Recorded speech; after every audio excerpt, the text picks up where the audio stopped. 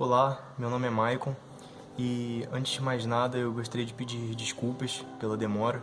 No primeiro vídeo que eu postei sobre a mudança do tema aqui do canal, eu disse que no próximo final de semana, ou seja, acho que no passado ou no retrasado, já haveria vídeo novo aqui, só que choveu, acabaram acontecendo algumas coisas, alguns imprevistos aqui, e eu não consegui cumprir com o período, mas eu acho que a partir de hoje já dá para começar mesmo.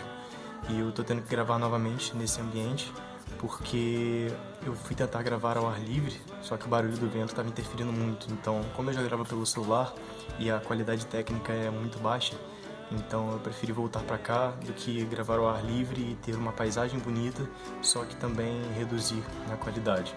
Antes de mais nada, antes de dar introdução realmente ao tema, à peça, como vocês já viram pelo título do vídeo, qual será a peça, eu gostaria de avisar que haverá spoilers nesse vídeo, então haverá spoilers da peça, então caso você não queira receber nenhum spoiler, não goste de spoiler, leia a peça, procure a obra cinematográfica, procure a versão escrita da peça, leia, uma peça que eu recomendo fortemente. Eu vou explicar porquê ao longo desse vídeo, eu espero conseguir passar um pouco disso.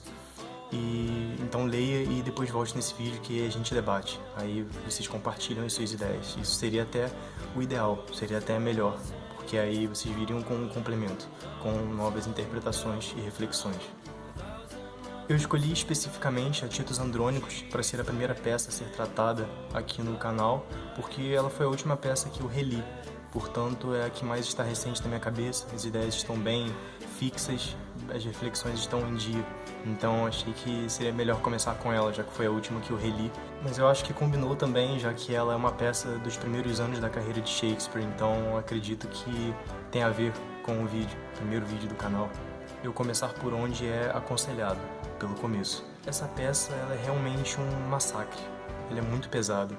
Então, se você for sensível, se você que estiver assistindo for sensível, eu recomendo ir com cautela, começar por uma outra peça. Eu nunca recomendo tragédias para iniciar a leitura em Shakespeare. Talvez uma tragédia, uma das 4 grandes, que seria Romeu e Julieta, que por mais que seja uma das mais leves, ela também fala de suicídio.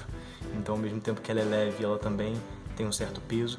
Ou Sonho de uma Noite de Verão, que também tem suas questões, só que para se iniciar em Shakespeare, realmente eu acho que se deve ter alguma idade, alguma mentalidade, uma certa mentalidade, porque muita coisa deve ser levada em consideração, seu contexto histórico, o método de escrita do autor, então eu recomendo ir com cautela também nessa peça, se for a sua primeira, pelo menos. A Titus Andrônicos, ela é uma das primeiras obras da carreira de Shakespeare, depois que ele começou a escrever peças, depois que ele viajou para Londres, se muda para Londres, e ela provavelmente foi composta entre 1592 e 93, e eu digo provavelmente porque é muito difícil afirmar qualquer coisa com certeza sobre Shakespeare ou sobre sua obra, por conta da falta de registros.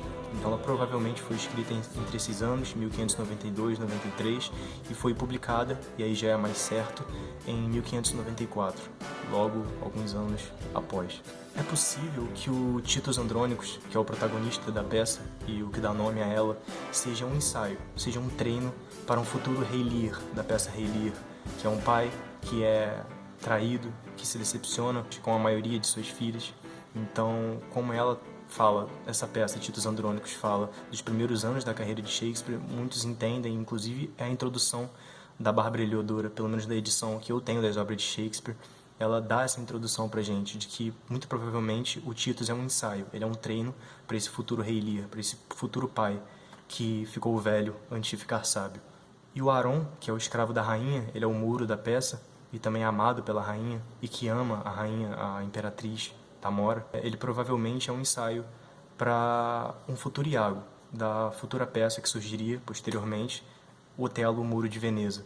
Então, o Iago nessa peça do Otelo, ele aparece, ele representa a maldade pura, ele representa a inveja, só que de maneira um pouco mais moderada do que Aron, de maneira um pouco mais sutil e implícita, e também lentamente, se comparado com Aron. Isso diz muito respeito sobre essa peça, sobre os primeiros anos da carreira de Shakespeare, porque ela, como era uma peça de iniciante, ele talvez tenha exagerado em algumas coisas, e eu acho que é por isso que ela é muito criticada pelos críticos, justamente, pelos especialistas em Shakespeare, porque ela, na minha concepção, ela é uma peça muito boa, que ela não merece de maneira alguma ser menosprezada, por mais que tenha sido ao longo dos anos pelos críticos, só que talvez esse exagero na tragédia, esse exagero no massacre, na maldade, seja característico de uma imaturidade ainda, de uma escrita que ainda não se desenvolveu direito, que ainda não evoluiu por completo.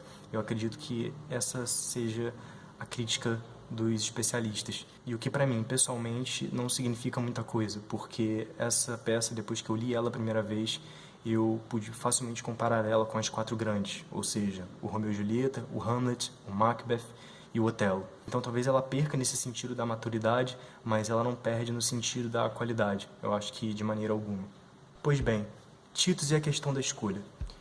O que forma grande parte da literatura clássica e o que também diz respeito a um dos principais livros, ou o principal livro da literatura ocidental clássica, que é o livro mais vendido do mundo até hoje, geralmente está no topo das estatísticas, que é a Bíblia.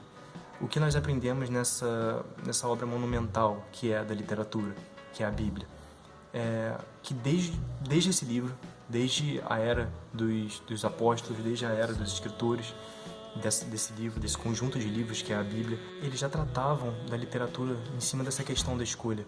A partir de duas escolhas, normalmente, duas escolhas que você tem é que tudo se desenvolve.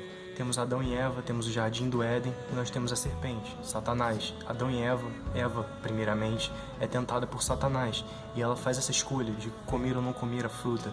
E nós vemos isso já na Bíblia. E ela come a maçã e logo em seguida ela convida Adão, ela chama Adão que por sua vez também come, também é tentado pela serpente.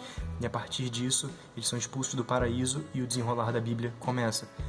É provável que se eles não tivessem pecado, se eles tivessem feito uma outra escolha, que seria a de rejeitar a fruta, de continuar ali, naquele ambiente harmônico, naquela vida perfeita e gloriosa, não existiria mundo. Nós não existiríamos, pelo menos de acordo com a filosofia cristã.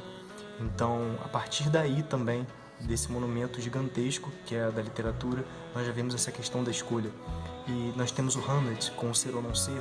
Nós temos o Raskolnikov, com praticamente o matar ou não matar. Ele poderia escolher matar ou não a velha usurária, e ele mata ela. E é a partir disso que ele passa por todo esse processo de redenção, por todo aquele processo catártico, por todo aquele processo de catarse, de purificação. E é assim que o livro vai se desenrolando. Se ele não tivesse matado a velha usurária, é provável que ele tivesse continuado em seus delírios, em seus problemas, em suas questões psicológicas, mas ao mesmo tempo não haveria história. Ele ficaria só naquilo e a história seria monótona. Então a literatura, ela trata muito sobre essa questão da escolha. Você tem opções, você tem caminhos a seguir. E a partir da escolha desse caminho é que você lida com as consequências. E Titus lida com essa questão da escolha, porque ele faz ela no primeiro ato, na primeira cena. Tito, logo no início, enquanto enterra seus filhos que acabaram de chegar da guerra, mas eles chegam em caixões, ele fala que aqui em Roma não cresce o mal, aqui em Roma não há traição. E enquanto ele fala isso, a escolha dele já foi feita, o mal já está se penetrando, o mal já está ali, fruto da escolha dele, e ele lida com todas as consequências disso. E quando Tito já está desacreditado por todos ali na corte, que o rodeiam como um homem de honra, quando ele já está completamente desacreditado e humilhado, ele diz: "Quando ficaste, Titus, assim tão só, acusado de erros?" E eu pensei comigo se isso não é uma crítica à honra, a crítica à virtude e ao seguimento excessivo das regras, porque foi exatamente o que ele fez desde o princípio. Ele já vai para a guerra com o intuito de vencer uma batalha para o imperador de Roma, vencer uma batalha em nome de Roma, não também para Roma, mas em nome de Roma. E ele é virtuoso do início ao fim da peça. Claro que ele vai sendo corrompido pelo meio, ele vai sendo corrompido por certas questões da peça que fazem ele matar quem ele julgava inicialmente inocente. Então eu pensei comigo mesmo se essa fala dele, quando ficaste, Titus, assim tão só, desonrado e acusado de erros, não é uma crítica justamente a essa vida justa, essa vida honrosa, demasiadamente honrosa, e a honra em geral. Porque é a partir de Tamora, é a partir da rainha que isso começa a acontecer, que todos os problemas também se infiltram. Claro que tem a questão da filha de Titus, que é disputada pelos dois filhos que o imperador morto deixou, imperador este que não é revelado na peça, é claro. Mas isso tudo começa com Tamora, com a imperatriz que Titus traz prisioneira, junto com seus dois filhos, Chiron e Demétrios. Ela passa a ser a paz em meio ao caos, E pelo título do vídeo agora é que vocês vão se introduzir mais no que eu quis dizer. Esse parêntese, o será, e eu vou explicar ele mais ao longo do vídeo, porque ela, durante momentos cruciais da peça, e a questão da escolha de Títus, a questão da rainha viva também é crucial para o desenvolvimento da peça, mas Tamora, a rainha dos godos, ela também é crucial em inúmeros momentos, porque ela serve de paz em meio ao caos, ela serve como a solução para os problemas e que fazem a peça chegar até o fim. Mas há um grande motivo para esse será entre os parênteses, aí no título do vídeo, como vocês podem ver. Porque em um momento ela é a paz, mas ela começa como uma praga em uma plantação.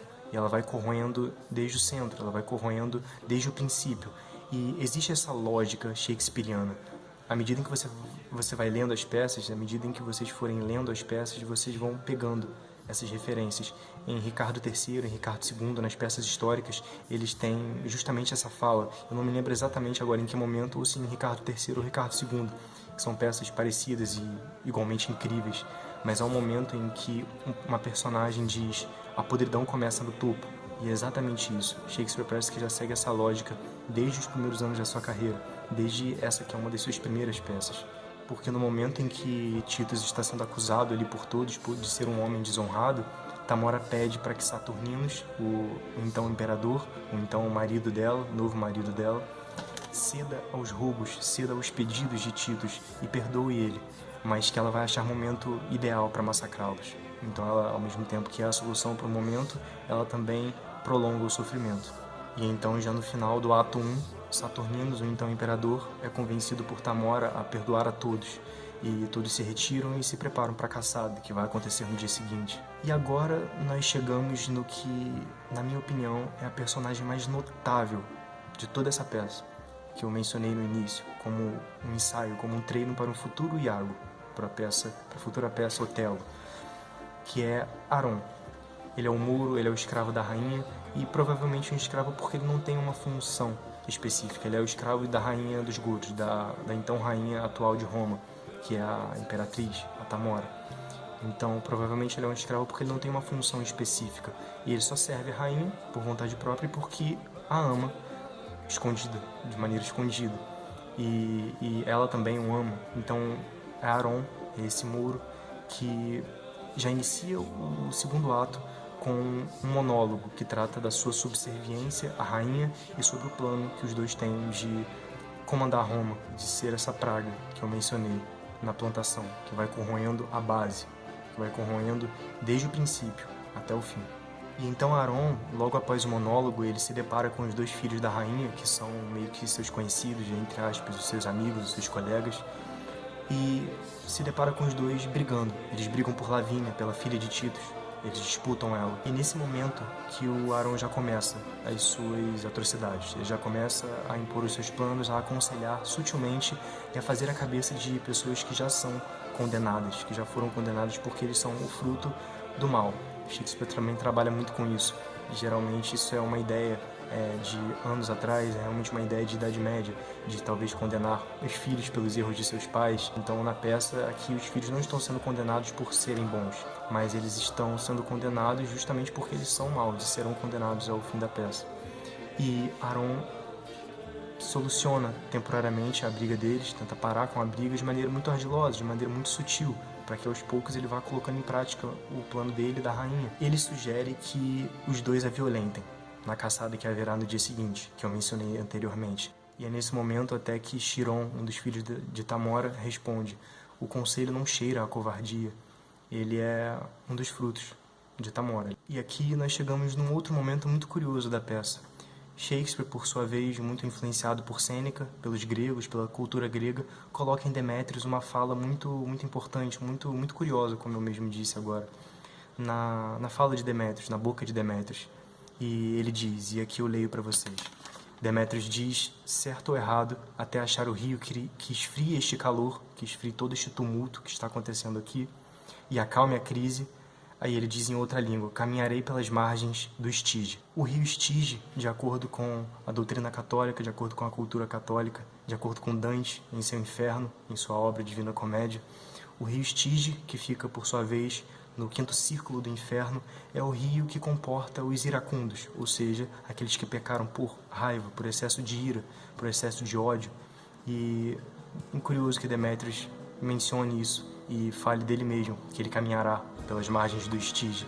É uma direta na verdade, a ele mesmo. Ele está falando dele, ele reconhece o mal e ele o é de verdade.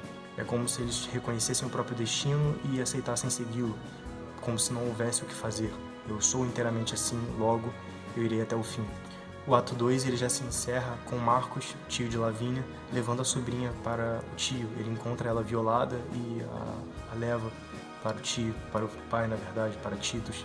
E é assim que o ato 2 acaba se encerrando. Há uma cena do banquete no ato 3, em que Titus e Marcos, os dois irmãos, estão comendo, estão jantando. Então, Marcos, irmão de Titus, encontra uma mosca em seu prato.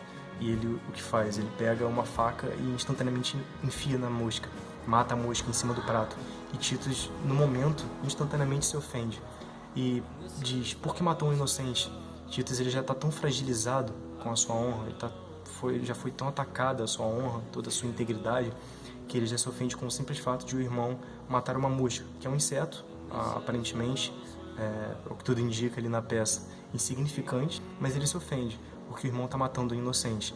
E o irmão logo começa a se explicar, começa a se justificar e diz que matou a mosca só porque ela se parecia com Aron, o muro. Até nesse ponto eles já tinham descoberto quem fez todas aquelas atrocidades. Então Titus, tudo bem, então não tem problema. Como eu já disse anteriormente sobre Demétrios ter mandado aquela direta ou aquela indireta para si mesmo, caminharei pelas margens do Estige. Isso não é novo, isso não é por acaso. Shakespeare trabalha muito com essas diretas, com essas indiretas que ele manda de uma personagem para outra. Às vezes essa personagem está ao lado, está colada com ele, participando da cena, e às vezes essa personagem pertence a um cargo completamente diferente, uma distância hierárquica imensa, como nós podemos presenciar, por exemplo, na cena dos jardineiros, em Ricardo II ou III, eu não lembro exatamente. Eu acho que é o terceiro, porque, como eu disse, elas são bem parecidas. Eu já li elas faz algum tempinho, então não lembro exatamente em qual das duas peças. Mas há uma cena muito, muito incrível dos jardineiros conversando. E eles falam sobre a podridão do topo. Eles falam sobre os governantes. E eles ficam mandando essas indiretas para os personagens, para cada um, seja ela próxima ou distante. Isso não é algo novo nessa peça. Desde o início nós já constatamos isso. Isso talvez seja característico de um Shakespeare, que vai permanecendo com esses métodos, a ironia, a retórica, essas brincadeiras. E já lá no desenvolver do quarto ato, o jovem Lúcio, que é o filho de Lúcio, o sobrinho de Lavínia, ele está correndo da tia. Eles estão no jardim, nessa cena do quarto ato, e ele está correndo da sua tia, que corre atrás dele, lembrando que ela teve a sua língua e as suas mãos cortadas. Logo, ela tenta se comunicar, mas ela tenta fazer isso correndo atrás dele, já que ela não tem nenhuma forma de gesticular, de manifestar uma linguagem corporal, uma linguagem auditiva, uma linguagem oral. Então ela só corre atrás dele porque ele carrega livros na mão. Então ela quer ter acesso àqueles livros justamente como uma forma de tentar dizer quem foram os abusadores dela. E o jovem Lúcio, ele correndo da tia sem entender nada, chegam Titus e Marcos e perguntam por que ele está correndo. E ele diz que a tia quer pegá-lo, que a tia quer bater nele, porque ela parece que já fez uma vez. Então ele corre de medo. E nesse momento ele é parado pelo tio, ele é parado por Marcos e pelo avô, Titus, que perguntam por que ele está correndo, o que está acontecendo. E ele explica mais ou menos, e eles dizem que não precisa se preocupar, porque é só ela tentando se comunicar, tentando dizer alguma coisa, já que ela está impossibilitada de muitas formas. Então ele fala, a dor leva o homem à loucura, e ele diz que o avô dizia isso muitas vezes. E o avô, Titus, por sua vez, também nem percebe essa fala dele e age como se nada estivesse acontecendo. É uma indireta que ele está mandando para o avô. Ele está dizendo, a dor levou o homem à loucura. Até aquele momento, Titus já havia sentido uma dor emocional, uma dor psicológica muito imensa. E por mais que eu não tenha mencionado aqui em detalhes, até porque o vídeo ficaria muito maior, se vocês lerem a peça, vocês vão entender o que eu estou falando. E não só as diretas, as indiretas, a ironia, a retórica, não só isso. Não só essas coisas são características de um Shakespeare, mas o que, para mim, pessoalmente e provavelmente é a coisa mais admirável em Shakespeare, nas suas peças, são os personagens como o bobo da corte, como os cômicos, como os palhaços. Essas personagens, elas sempre chegam naquele momento de maior conflito da peça, de maior terror, e fazem a gente morrer de rir, com a sua retórica absurda, com os seus trocadilhos. Nós podemos constatar isso em Macbeth, na cena do porteiro, e no Hamlet nós quase chegamos a constatar isso, porque quando Hamlet se encontra com o Bobo, com Yorick, ele se encontra só com a caveira de Yorick e lamenta não ter vivido tudo aquilo com ele, vivido tudo que ele viveu na infância, novamente. E aqui, já provavelmente no final do quarto ato ou no desenvolver do quinto, Titus se depara com um bobo. Ele se depara com um cômico. E Titus pergunta para ele, ora essa, não desceu do céu? E o bobo responde, o cômico responde, Deus me livre, tivesse eu a ousadia de incomodar o céu na minha juventude.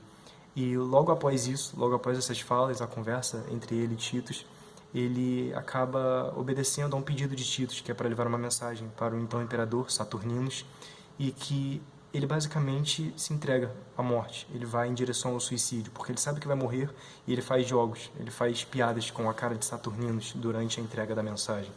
Então ele diz isso, Deus me livre, tivesse eu a ousadia de incomodar o céu com a minha juventude, mas em seguida ele já se entrega ao suicídio.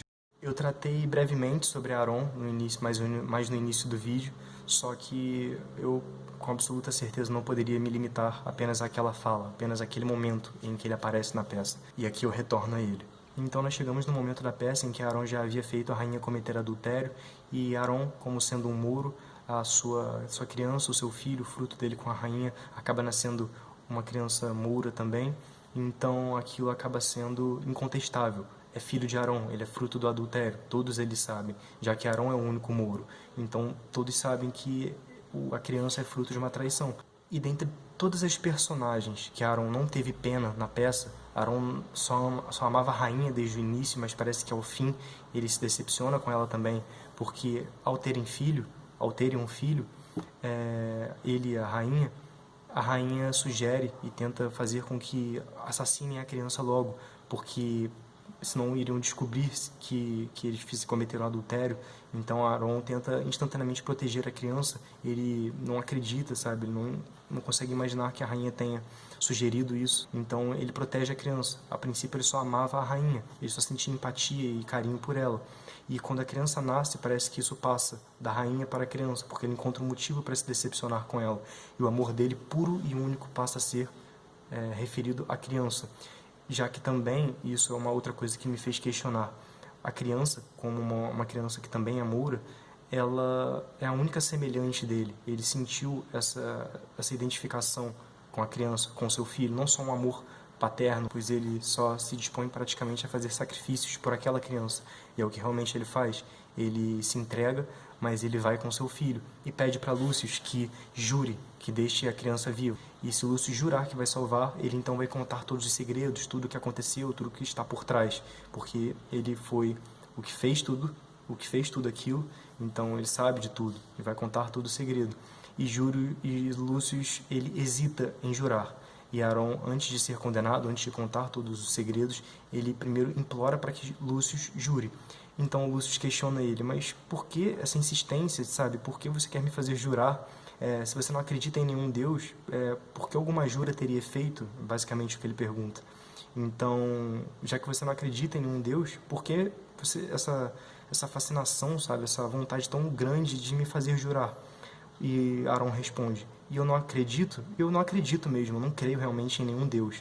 Mas você, como é um religioso, e eu sei que já que eu presenciei em você muitos cultos, muitos ritos, eu sei que é um religioso, então você tem em si a tal da consciência. Por isso eu peço que jure. É nesse momento que eu acho que nós constatamos uma coisa muito, muito explícita ali.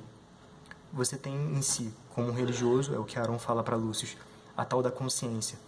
Isso, ao mesmo tempo que é uma crítica ao ateísmo, também é uma crítica ao religioso, ou à religião, porque ele, como um ateu, por mais que ele não seja explicitamente ateu, isso não seja revelado na peça, ele, como não crê em deuses ou em demônios, por mais que ele se compare ao demônio, metaforicamente, ele acaba se declarando ali como um ateu, mesmo que implicitamente. Então, ele fala, Lúcius, que você tem em si a tal da consciência, por isso eu peço que jure. Logo, Aaron, que não teme a uma divindade superior, a uma força superior, ele não tem em si a consciência que Lúcius tem, por temer a Deus. Mas ao mesmo tempo que eu digo que isso é uma crítica ao religioso ou à religião, ele está dizendo também que Lúcio só tem consciência, só tem essa consciência, só tem esse medo porque ele teme a Deus, porque ele tem medo a um Deus superior. Ou seja, isso é a única coisa que impede ele de fazer o mal. Está dizendo, basicamente. Se você tem em si a tal da consciência, porque você é religioso, a única coisa que te impede de fazer o mal, a única coisa que te impede de ser o que eu sou, ou seja, o que eu, Aaron, sou, é Deus, é uma força superior. Senão você seria igualzinho a mim.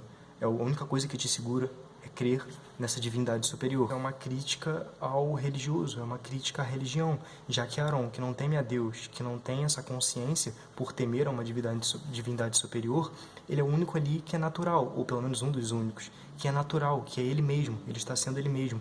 E é o que diz respeito também, por consequência, à suposta ali, não a suposta, a verdadeira natureza humana. Eu digo suposta porque eu não sei se acredito em natureza humana. Mas ali, Shakespeare, como um estudante, como um especialista em tratar sobre a natureza humana, ele está dizendo que a natureza humana ela é má.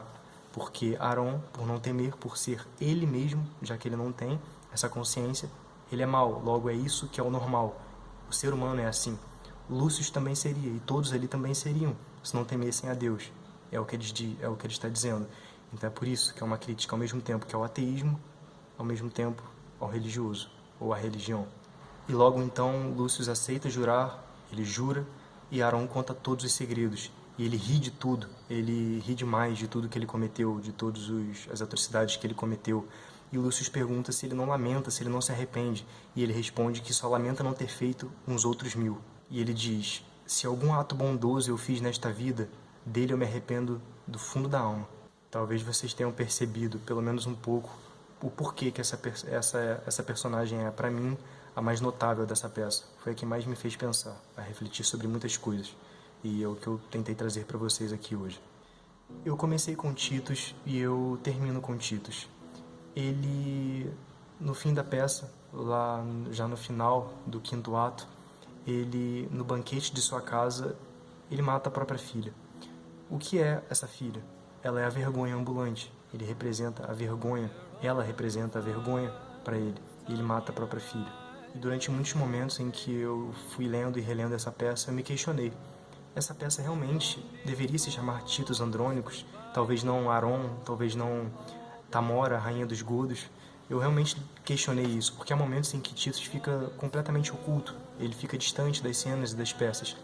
Só que então eu cheguei a uma conclusão, eu cheguei a uma síntese. Só ele poderia ter sido o nome da peça, ter dado título, ter dado nome à peça.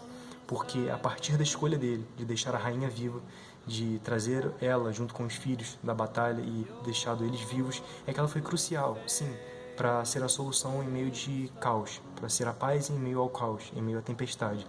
Mas também foi ela que causou tudo isso. E Titus é o que mais sofre ao fim da peça. Ele sofre uma dor psicológica, ele só perde uma das mãos.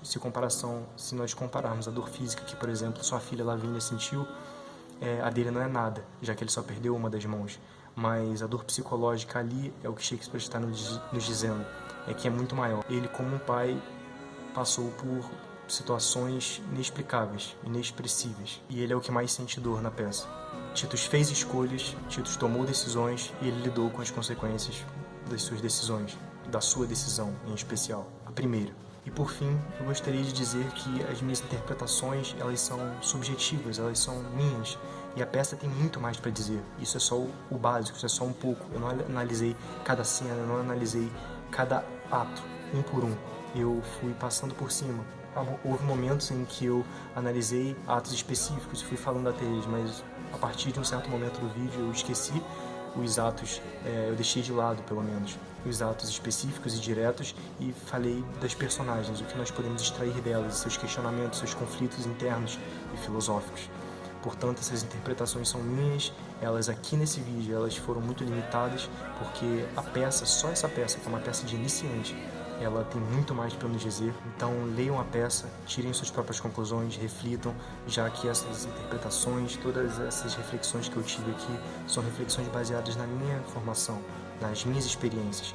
Vocês, ao lerem, se lerem, com certeza terão outras, terão mais, que complementarão a obra literária, que complementarão justamente toda a reflexão filosófica que há em cima de Shakespeare. Nós podemos expandir esse horizonte e criar mais novos debates e discutir sobre isso, o que é sempre produtivo, principalmente quando se pretende, de alguma forma, trabalhar com isso. Essa peça, na minha opinião, ela não perde em absolutamente nada, ela é fortemente comparável às outras grandes tragédias, às futuras grandes tragédias, que vão datar do ano de 1601, que é o período em que Shakespeare começa a escrever as 4 grandes, e eu acho que o fato de ela ser uma peça de iniciante e ao mesmo tempo ser tão grandiosa diz muito mais sobre ela, porque se já no início, já no começo, nos ensaios, nos treinamentos, Shakespeare já escreve um Titus Andrônicos de tamanha riqueza, de tamanha reflexão, o que ele traria pra gente no futuro, que foi o que a gente pôde perceber realmente com as 4 grandes e com várias outras, com as comédias, com as peças históricas, seria muito maior. É sempre um prazer falar de Shakespeare, foi com esse propósito que eu comecei esse canal, foi com esse propósito que eu me inspirei para fazer esse vídeo. Eu gosto muito de falar sobre esse assunto,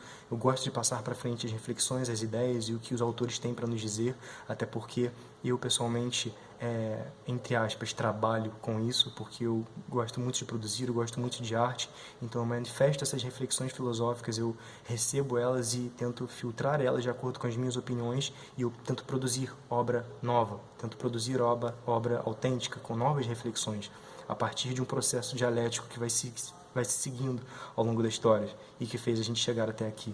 Muito obrigado e até!